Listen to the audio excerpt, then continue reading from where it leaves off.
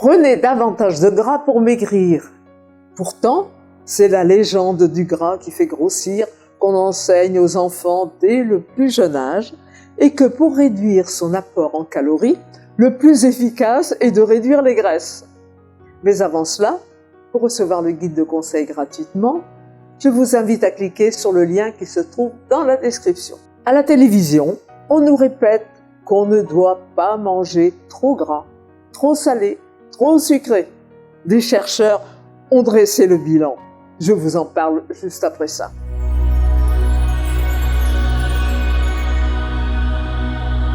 Dans toute la communication officielle, le gras veut dire cholestérol, surpoids, accident cardiaque, AVC, mort.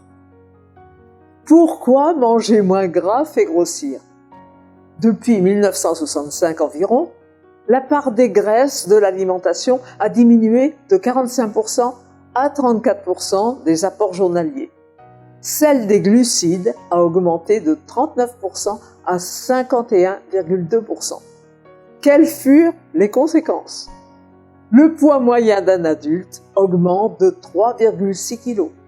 Donc, un Français sur deux présente un poids trop élevé avec présence de graisse abdominale, un risque de diabète et de maladie cardiaque. Et un Français sur trois a besoin d'un régime pour diminuer son risque de maladie cardiovasculaire et de cancer. Si la tendance se poursuit, il va y avoir une augmentation d'adultes obèses. Il y a 3 types de graisses. Les acides gras trans, qui peuvent tuer, les acides gras saturés, à consommer avec modération, et les acides gras polyinsaturés, comme les oméga 3, qui sont excellents pour la santé.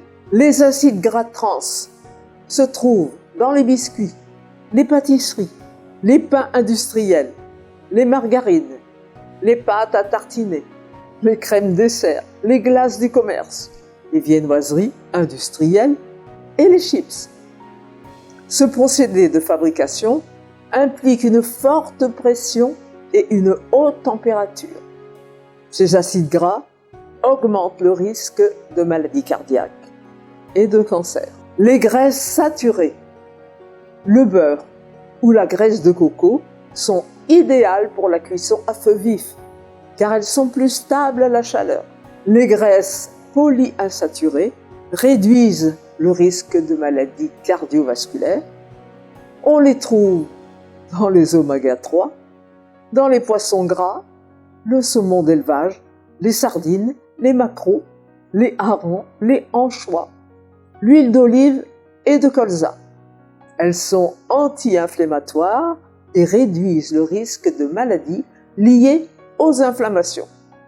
Nous avons besoin d'une quantité équilibrée d'oméga 3 et d'oméga 6. Une remarque à propos de produits pauvres en matière grasse. Ce sont souvent des aliments transformés avec beaucoup de sucre, de sirop de glucose ou d'édulcorants artificiels.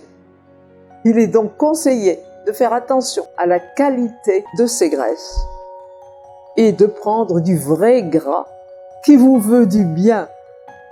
Pour être sûr de ne pas rater les prochaines vidéos, abonnez-vous à la chaîne en cliquant sur le bouton rouge correspondant. Partagez-la et likez-la si vous avez aimé. Au revoir et à bientôt.